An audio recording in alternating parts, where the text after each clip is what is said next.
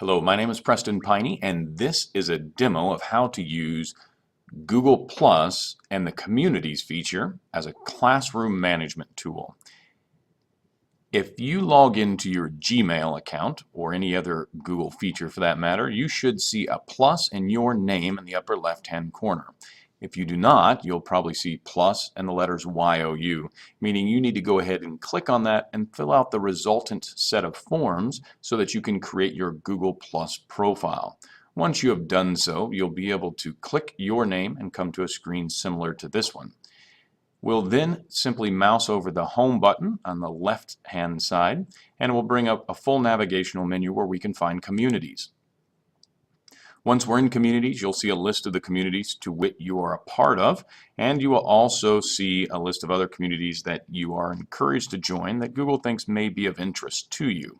In this case, we're going to create a new community, and we have a choice here, either public community, which, as the name suggests, everyone can find, or in our case, we're looking for a private community that only us as the instructor and our students will have access to.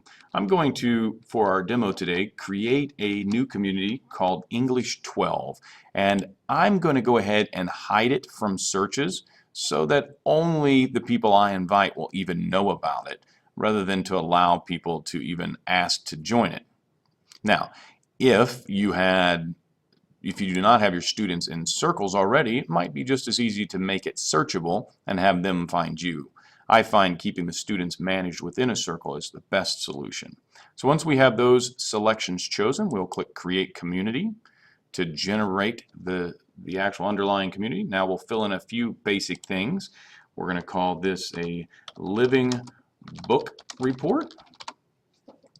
We're going to pick a photo to add to it, and we'll just drag a photo in there, and in this case I've got one that I like to use for this demonstration. Who doesn't have a question, right? It's always a good one. We'll set that as our profile pic. It'll very quickly upload it, crop it as need be, and add it into it. We need to go ahead and create what our discussions are going to be, and these are going to be much like I use them as individual assignments. So for example, I'm going to change discussion to be a chapter 1 discussion. And I'm going to add another category here, which I'm going to call chapter 1 video summary. And I may go ahead and create those for each of the chapters or each of the different sections that we're going to be coming to. And I'm going to give you a good example of what we'll do with those in a moment. Here I'm going to put in the description for this.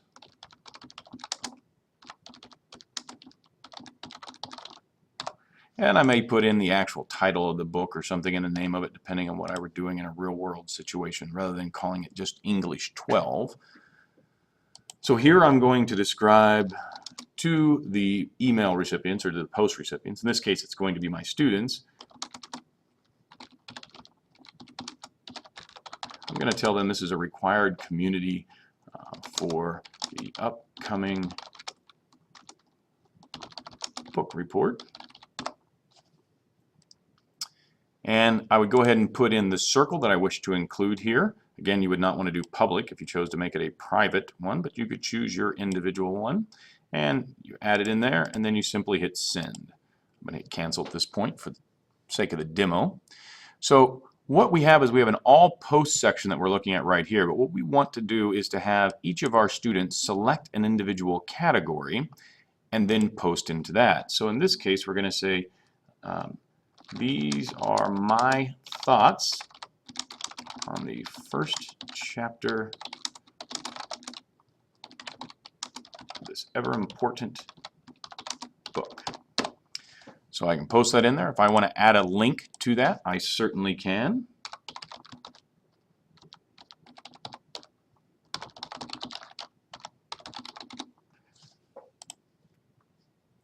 I can add any link I want. Go ahead and hit post, and that's what it's going to look like. Now you'll note that's in the discussion 1 section over here. If I go to the chapter 1 video, that does not show up there.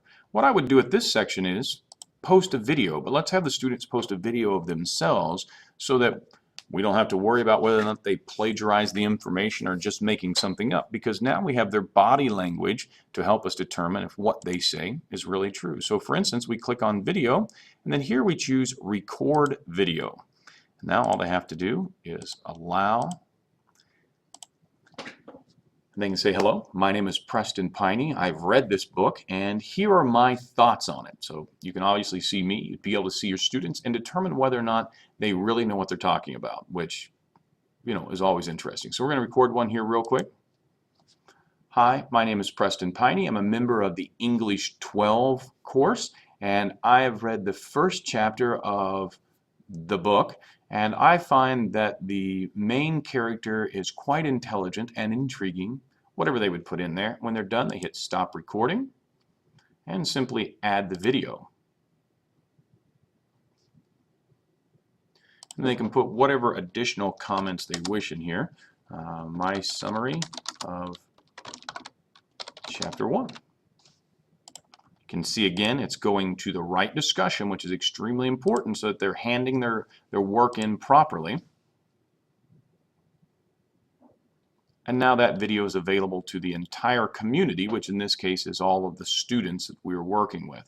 You can set up individual events, which I would use this to schedule a hangout with the students possibly, which is a video conferencing. So you can use it to maybe have a discussion group in the evening where all of your students can come and participate.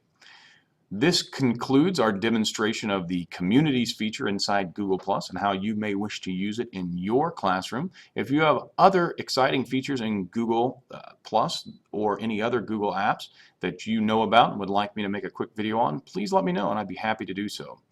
If you have any questions about this particular feature, also please feel free to email me or give me a call at any time and I'll be happy to find the answers for you.